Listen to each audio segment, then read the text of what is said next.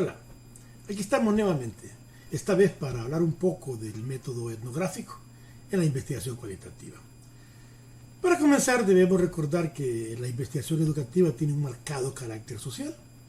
Su objeto de estudio es la educación del hombre vista y analizada como proceso con una concepción holística, en la que nosotros vamos a estudiar a los individuos que intervienen en el proceso educativo, vamos a estudiar al contexto educativo, al propio proceso o a alguno de los componentes que lo integran. Los métodos que utilizan en la investigación cualitativa para la producción de conocimientos son muy diversos y difieren en lo que se utilizan en las ciencias exactas. En estas se presentan factores subjetivos de los propios individuos y de las relaciones que se dan entre ellos. De ahí que el investigador cualitativo debe enriquecer su método de trabajo con diferentes procedimientos. Estos procedimientos le van a permitir esclarecer situaciones más que el dato frío que nos puede revelar, ¿no? Frente a los enfoques de investigación de índole positivista, han ido surgiendo diversas perspectivas alternativas al enfoque de investigación educativa. Una de ellas es la etnografía, la cual es el tema de este día, ¿no? Esta le ofrece al investigador educativo un enfoque especialmente rico. El maestro en este tipo de investigación constituye un elemento vital y esencial, y en ocasiones es el investigador principal. Pues desde la posición de docente en el proceso educativo puede desde ahí identificar, estudiar y resolver múltiples problemas de la didáctica y por ende de la educación. En ese sentido, los etnógrafos han abierto varios campos de estudio, ¿no? Han ofrecido extensas descripciones, han aportado modelos para comprender la dinámica escolar y obviamente también se han explorado esas perspectivas, esas estrategias y esas culturas de maestros y alumnos. No obstante, su fin último es la mejora de la práctica educativa, es decir, las etnografías no deben quedarse ahí exclusivamente en su dimensión descriptiva, sino que como modalidad de esta investigación o de este tipo de investigación deben coadyuvar también a sugerir alternativas teóricas y prácticas que conlleven una mejor intervención pedagógica. El concepto de etnografía es un concepto ampliamente utilizado, aunque no siempre con los mismos sentidos. Aguirre y Bastán, por ejemplo, analizando el término etimológico, entienden que la etnografía es el estudio descriptivo de grafos, ¿no? Y de la cultura, etnos, de una comunidad. Entonces, desde el primer contacto entre grupos humanos, desde el paleolítico, en busca de alimentos, hasta los planificados viajes de exploración, ¿no? Avanzadas militares, campañas de conquista, relaciones comerciales, etcétera, etcétera, la pregunta siempre es acerca del otro, del diferente. Esta pregunta ha surgido una y otra vez, la cual ha suscitado diferentes respuestas. El surgimiento de esta idea requiere que un grupo, o al menos un miembro de este, formule un interrogante que obviamente se va a orientar a la comprensión y el conocimiento de ese otro distinto. Esta impone una condición que es relativizar la propia experiencia y suspender el etnocentrismo, ¿no? Entonces, la etnografía es un término que se deriva de la antropología. Puede considerarse también como un método de trabajo de esta. Se traduce etimológicamente como estudio de las etnias y significa el análisis del modo de vida. El modo de vida de una raza o grupo de individuos y cómo estos interactúan entre sí, ¿no? Y así nosotros podemos describir sus creencias, sus valores, las motivaciones, las perspectivas y cómo pueden variar estas mismas en diferentes momentos, en diferentes contextos y obviamente en diferentes circunstancias.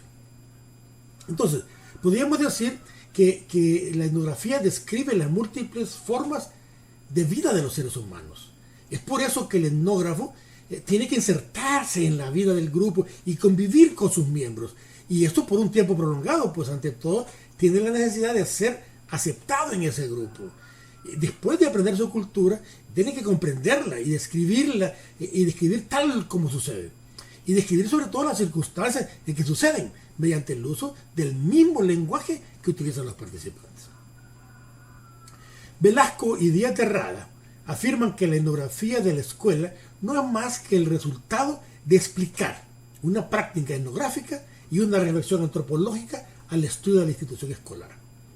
Esta definición es rica, pues hace hincapié en dos aspectos básicos que están íntimamente relacionados en un estudio etnográfico de la escuela, que es La práctica etnográfica, es decir, el trabajo de campo, el cual debe seguir ciertas características que son propias de la antropología. La etnografía escolar o de la educación surge simplemente como una consecuencia de haber seleccionado un campo determinado para realizar la etnografía. Y el otro aspecto es la reflexión antropológica, es decir, el trabajo reflexivo y personal, donde se tenía en cuenta la investigación previa sobre el estudio de las culturas y hecho o abordado con un carácter constructivo de la realidad investigada. El proceso etnográfico no es un proceso lineal, sino circular. Aunque en él se pueden identificar diferentes momentos que en la práctica pueden darse, y de hecho se dan de forma simultánea, son la negociación y el acceso al campo, el trabajo de campo propiamente, el análisis de los datos y la elaboración del informe etnográfico. Son esos pasos que tenemos que seguir y que, tal como mencioné anteriormente, no necesariamente se comportan de forma lineal, sino de forma circular. En cuanto a la fase de negociación y el acceso al campo, es fundamental.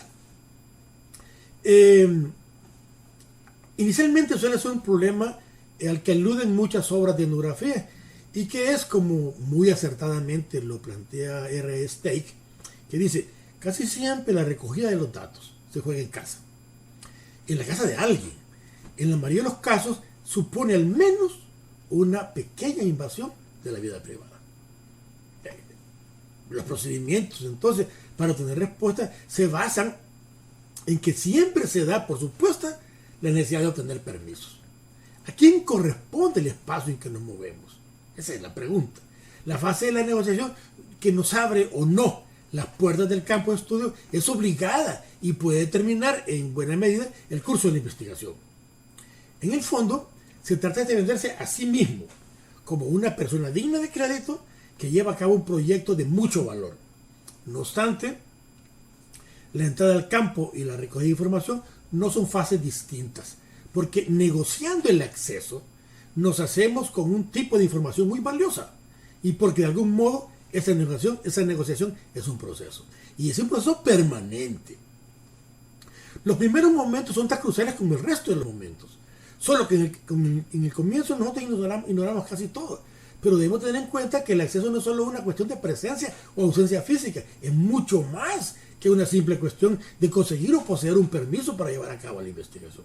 En muchos lugares, mientras la presencia física no representa en sí un problema, la actividad investigadora sí puede presentarlo. En cuanto a la fase del trabajo de campo, es una etapa del trabajo también problemática, pues como su propio nombre lo indica, se desarrolla en el espacio en que habita el grupo a estudiar. En esta etapa, básicamente, recogemos la información con la que se trabajará para su posterior análisis, ¿no? Aunque, como es evidente, ya muchos de estos análisis, reflexiones, interpretaciones, etcétera, se van produciendo a la par de la recogida de datos. Las principales técnicas de recogida de información en etnografía son la observación participante, la entrevista y el análisis documental. También, en función del estudio, pueden emplearse otras, y conviene señalar que estas técnicas deben contribuir en un fin básico, ¿no? Y que es la triangulación de perspectivas. La observación participante es considerada la técnica por excelencia en etnografía. Esto es porque la observación participante se extiende como una forma condensada, ¿no?, capaz de lograr esa objetividad por medio de la observación próxima y sensible, y de captar a la vez los significados que dan los sujetos a su comportamiento. La observación y la observación participante proporcionan descripciones verdaderamente fundamentales para el discurso propio del investigador. La principal ventaja de esta técnica es que estimula el flujo de los datos, ofrece una información personal que de otro modo casi es imposible de conocer. Los foros de discusión, por ejemplo, también constituyen desde la etnografía una forma particular de entrevista, y es aconsejable cuando estamos tratando el tema de forma genérica, ¿no?, o cuando queremos generar un conflicto entre los miembros de la comunidad. El análisis de los documentos es otra técnica habitual en los estudios etnográficos. Habitualmente se considera como un apoyo a la observación. Básicamente consiste en rastrear todos los materiales que se dan en formato, en video, en papel, audio, ya sean producidos por los miembros de la comunidad que se está estudiando o por el propio investigador e incluso por otros investigadores. En la etnografía es muy frecuente emplear como alguna estrategia la grabación o la fotografía. ¿Por qué? Porque esto me permite volver sobre la realidad del objeto estudiado. Estos materiales también constituyen un excelente material que hay que analizar. Luego sigue la fase del análisis de los datos. Tenemos que tener en claro que la fenomenología etnográfica está caracterizada por el trabajo de campo, en el cual se debe jugar un papel muy destacado la interpretación de los significados. Es decir, el análisis de la estructura social y de los roles en la comunidad estudiada. Por tanto, el análisis de datos es un aspecto sumamente delicado y complicado, pues el etnógrafo recoge gran cantidad de material, de diversas fuentes, en diferentes soportes y necesariamente para hacer uso de él. Muchos son los autores que plantean que analizar los datos genera cierta angustia, principalmente al tener que informar un informe científico, en el que además se rechazan muchas ideas. Rodríguez Gómez, Gil Flores y García Jiménez plantean que el análisis de datos es visto por algunos como una de las tareas de mayor dificultad en el proceso de investigación cualitativa. Su carácter polisémico, este carácter polisémico de los datos, su naturaleza predominantemente verbal, su irrepetibilidad o el gran volumen de datos que suelen recogerse en el transcurso de la investigación, hacen que el análisis de por sí entrañe cierta dificultad y mucha complejidad. Entonces, el análisis significa esencialmente poner algo aparte. Ponemos ahí aparte nuestras impresiones, nuestras observaciones. Tenemos que separar la nueva impresión y dar sentido a las partes. No al principio, ni a la mitad, al final. No, a esas partes, sino a aquellas que son importantes para nosotros, para realizar este análisis. Básicamente, vamos a requerir de dos pasos intrínsecamente ligados. Primero, sería la reflexión analítica sobre los datos. A la par que el etnógrafo va recogiendo los datos, realiza una tarea de reflexión que es fundamental para la organización y la selección de los mismos. Cuando se observa, cuando se entrevista, se toman notas de campo, se confecciona el diario de investigación.